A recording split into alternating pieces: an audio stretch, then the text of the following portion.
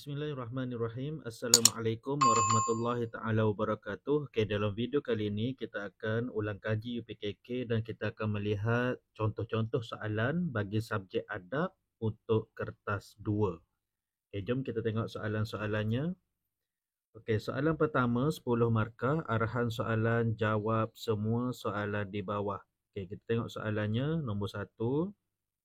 Okey.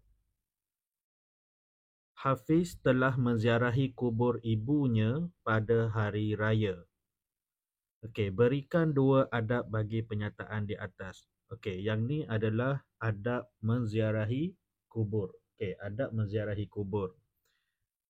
Soalan dia berikan 2 adab bagi penyataan di atas, maksudnya kita kena tuliskan 2 adab menziarahi kubur.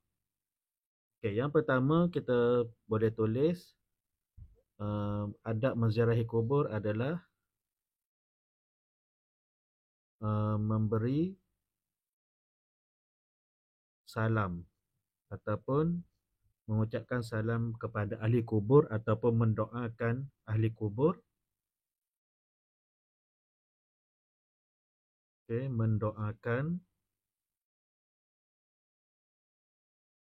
mendoakan ahli kubur.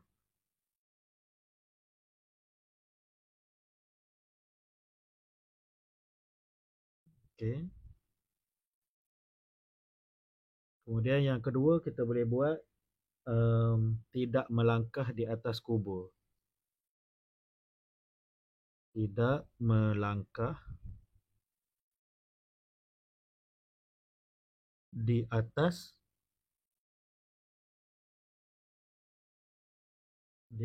kubur. Okey, ataupun kita boleh tambah lagi membaca Al-Fatihah. Okey. Seterusnya soalan yang kedua. Tuliskan 2 hikmah beradab ketika menziarahi kubur. Okey, hikmah beradab ketika menziarahi kubur. Yang pertama kita boleh tulis menimbulkan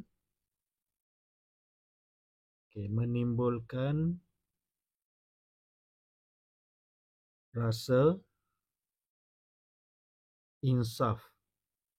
Okey, menimbulkan rasa insaf. Dan yang kedua kita boleh tulis dapat mengambil pengajaran. Okey, pengajaran ataupun mengeratkan silaturahim. Okey, kalau kita tidak beradab, orang pun akan marah kat kita. So bila kita beradab semasa menziarahi kubur, ianya lebih mengeratkan silaturahim. Okey, seterusnya soalan yang ketiga. Jelaskan 2 akibat tidak beradab ketika menziarahi kubur. Okey, jelaskan 2 akibat tidak beradab ketika menziarahi kubur. Okey. Yang pertama, kalau kita tidak beradab ketika menziarahi kubur, mungkin boleh menimbulkan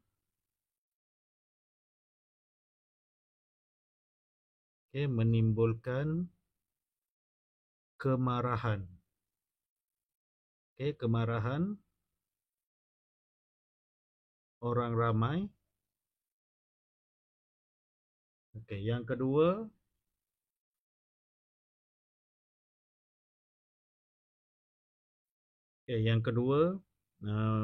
apa lagi kalau akibat tidak beradab ketika menziarahi kubur ni?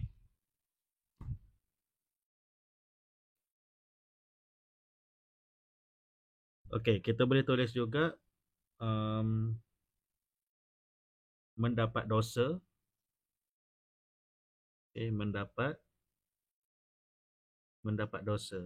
Ini paling senang lah. Kalau kita tak beradab, mendapat dosa.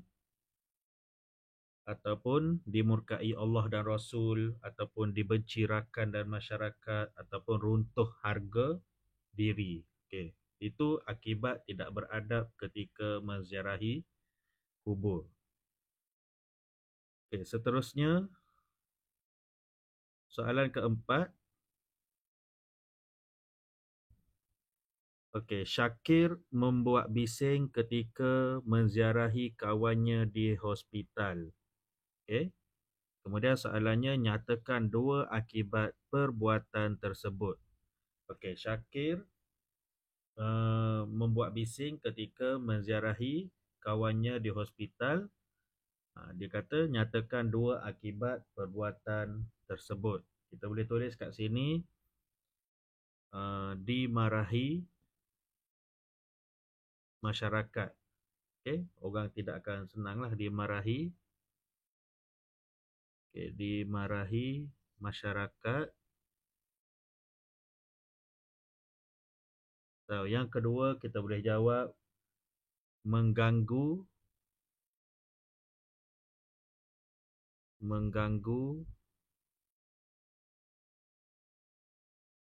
ketentraman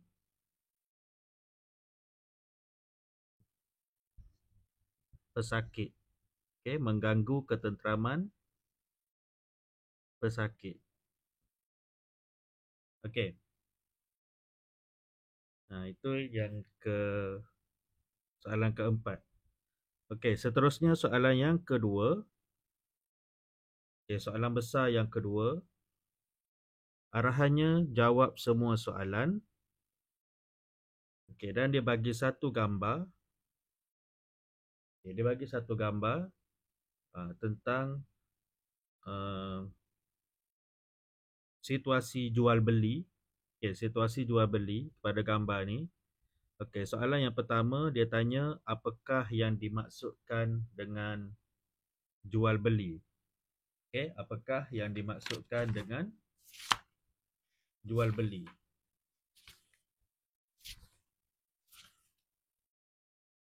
Okey, jual beli ni ialah agak panjang sikit Yang ni kena hafal sebab dia adalah fakta dalam subjek adab ni.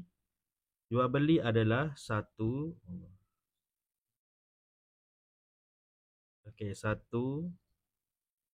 proses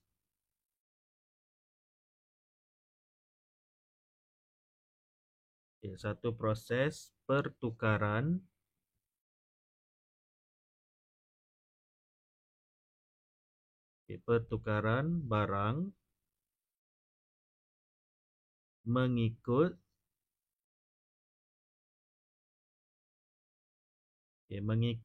nilai harga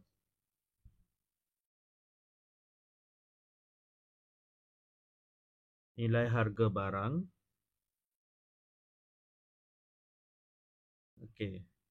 oleh peniaga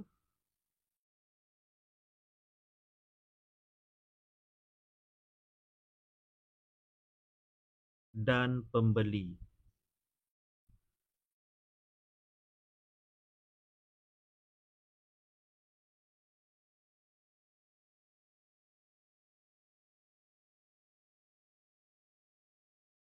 Mengikut syarat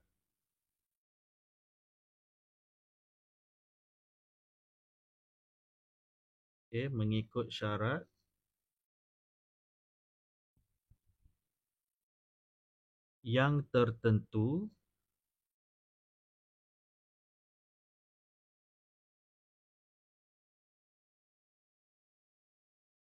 disertakan dengan akad. Okey. Itu adalah apa yang dimaksudkan dengan jual beli. Jual beli ialah satu proses pertukaran barang mengikut nilai harga barang oleh peniaga dan pembeli mengikut syarat yang tertentu disertakan dengan akad. Okey, seterusnya soalan yang kedua.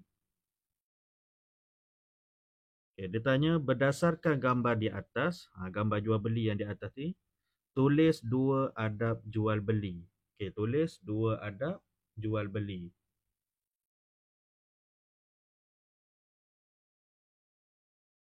Okey.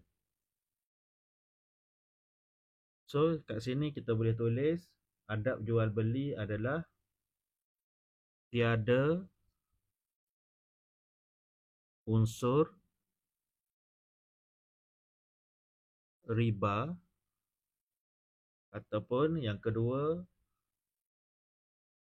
ramah dan bermanis muka.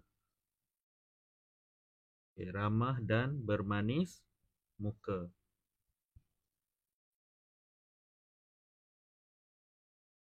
Okey. Ataupun kita boleh tulis berterus terang tentang keadaan barang yang dijual.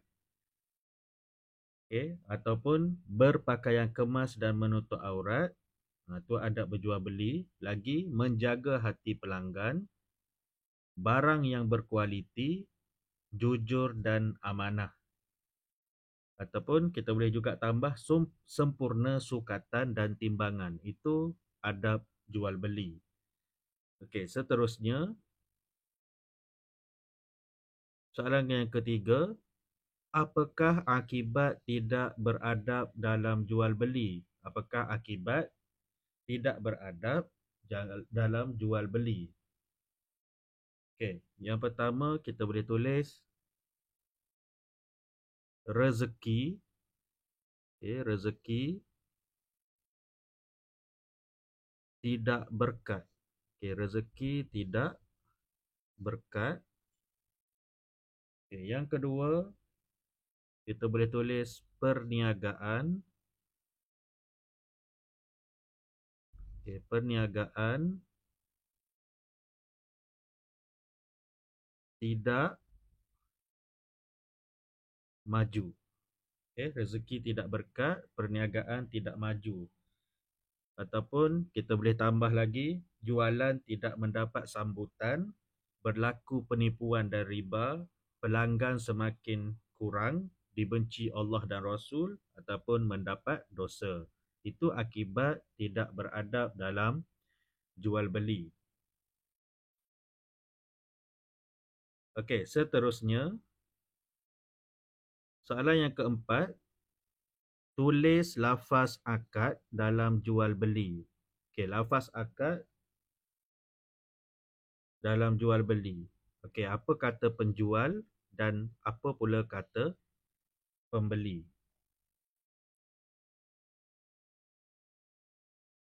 Okey.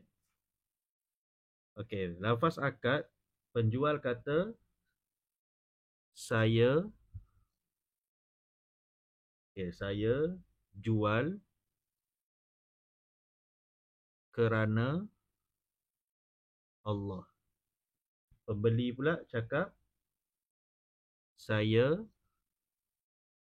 beli kerana Allah. Okey. Tu lafaz akad jual beli. Sebagai contohlah. Okey. Lafaz akadnya macam ni. Bila jual sesuatu barang, okey, semasa pembayaran berlaku, penjual kata saya jual kerana Allah, pembeli pun cakap saya beli kerana Allah. Okey. Seterusnya soalan yang ketiga. Okey, soalan besar yang ketiga. Okey, berkaitan dengan sebelum tu kita tengok arahan soalan dia. Jawab semua soalan di bawah. Soalan satu, apakah yang dimaksudkan dengan orang tua? Okey, apakah yang dimaksudkan dengan orang tua?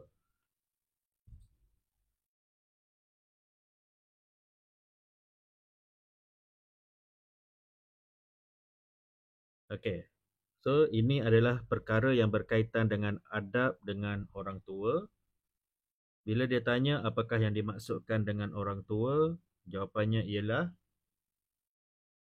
orang, orang yang lebih tua dari kita. Orang yang lebih tua dari kita.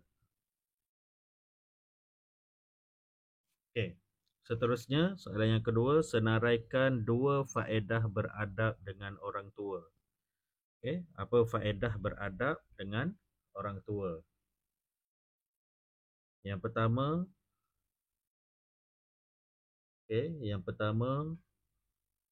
mengeratkan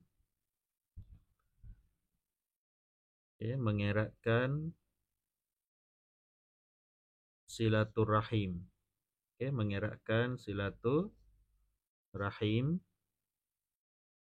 Yang kedua, melahirkan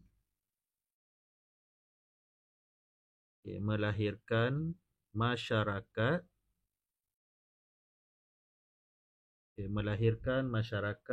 yang harmoni.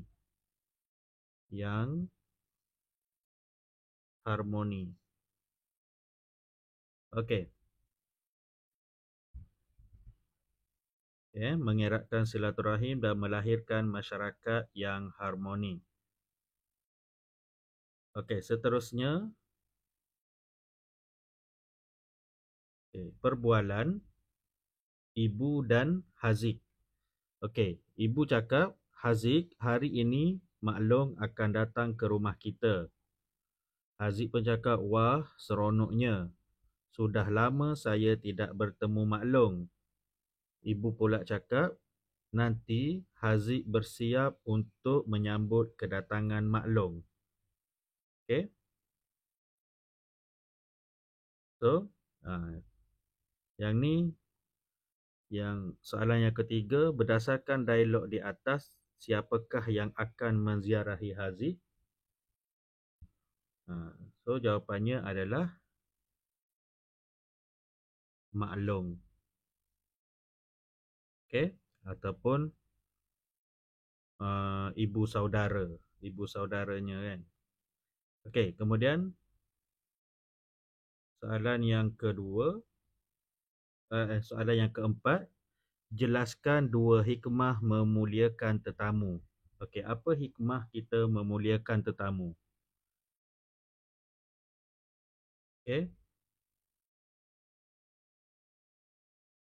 Yang pertama, rezeki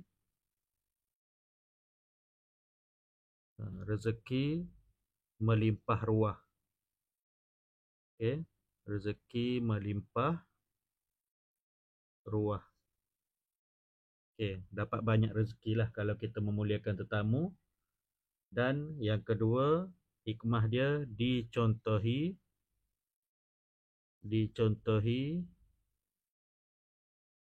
masyarakat. Dicontohi masyarakat. Itu hikmah memuliakan tetamu. Kemudian soalan yang keempat,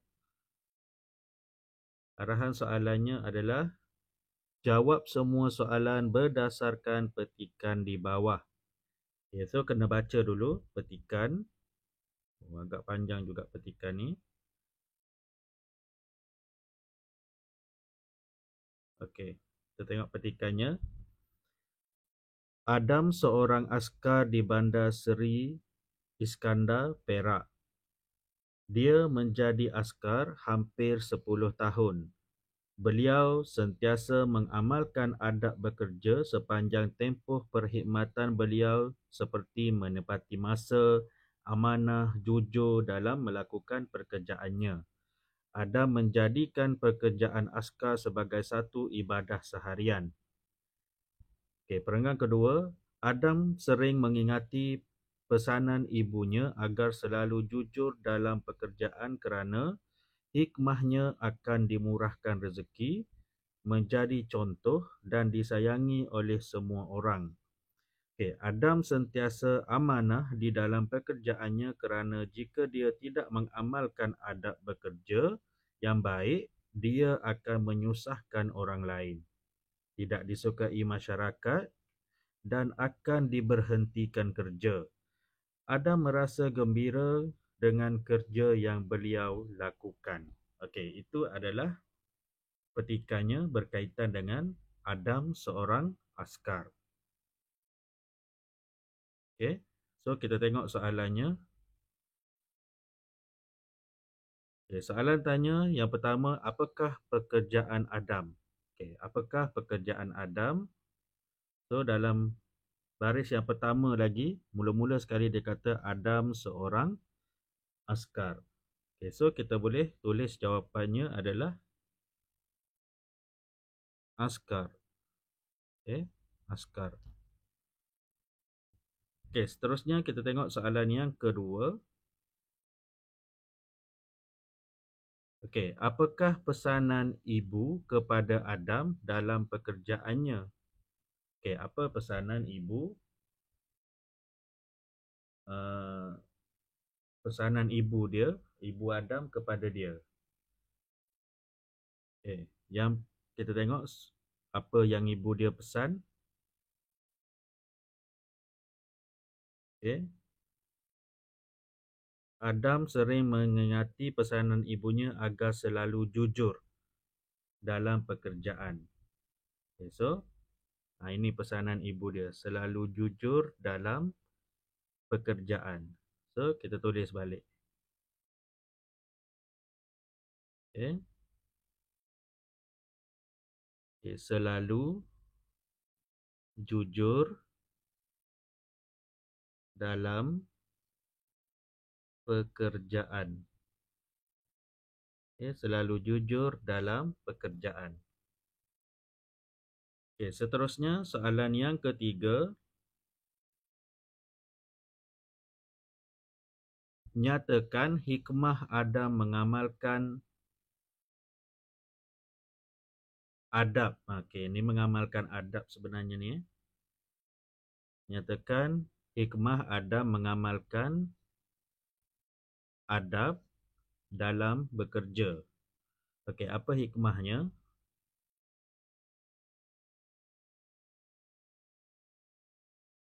Okey, kat mana kita nak ambil? Ni. Okey, kat sini. Dimurahkan rezeki, menjadi contoh, disayangi oleh semua orang. So, ada 3 hikmah. Kita boleh tulis satu je. Okey, kena pilih satu je. So kita pilih dimurahkan rezeki.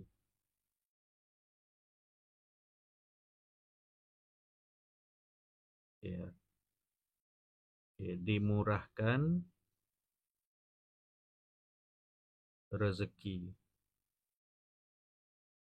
Okay, ataupun kita tambahlah satu lagi, menjadi contoh. Okay, menjadi contoh. Okey. Seterusnya, soalan dia, apakah akibat jika Adam tidak mengamalkan adab bekerja? Apa akibat jika Adam tidak mengamalkan adab bekerja? So, kita tengok balik. Okey. Okey, kat sini dia tidak mengamalkan adab bekerja yang baik, dia akan menyusahkan orang lain, tidak disukai masyarakat dan akan diberhentikan kerja. Itu adalah akibat sekiranya dia tidak mengamalkan adab bekerja. Okey, kita tulis balik. Okey. Yang pertama, akan menyusahkan orang lain. Okay. Menyusahkan orang lain. Ataupun kita boleh tambah lagi, tidak disukai masyarakat. Okay, tidak disukai masyarakat. Okey.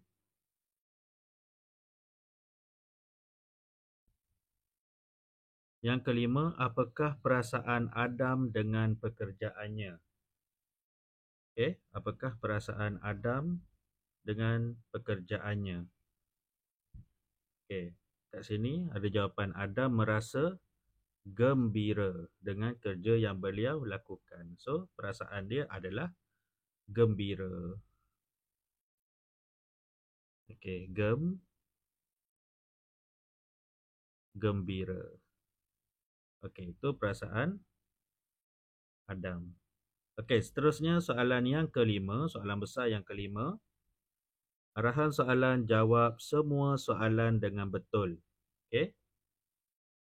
Jawab semua soalan dengan betul. Okey, soalan yang pertama, nyatakan 3 kesan jika tidak menjaga adab bermesyuarat. Okey, kalau kita dalam bermesyuarat, kemudian kita tak jaga adab, apa akan jadi? Kesan jika tidak menjaga adab bermesyuarat. Okey, yang pertama kita boleh tulis mesyuarat. Okey, mesyuarat menjadi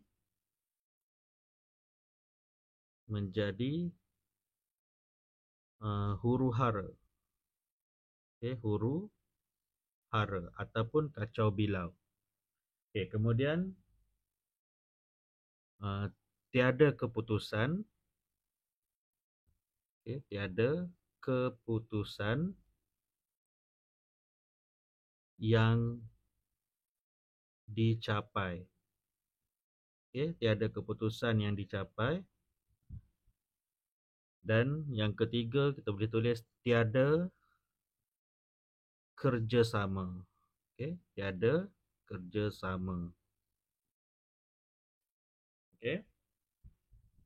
Itu kesan jika tidak menjaga adab bermesyuarat. Okey. Kemudian soalan yang kedua, masih lagi dengan adab bermesyuarat, jelaskan 2 hikmah bermesyuarat. Okey, jelaskan 2 hikmah bermesyuarat.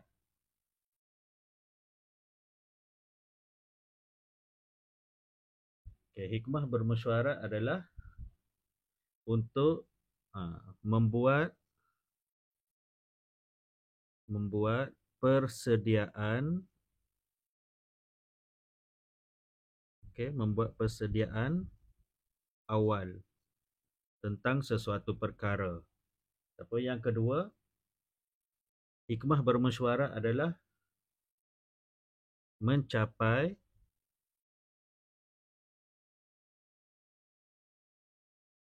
keputusan,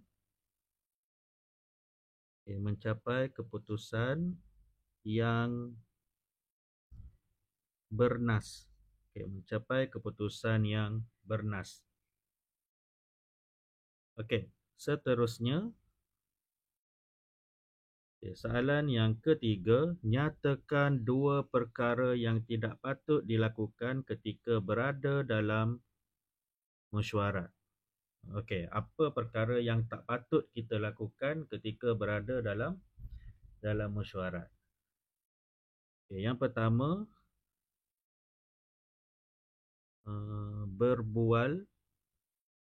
berbual kosong.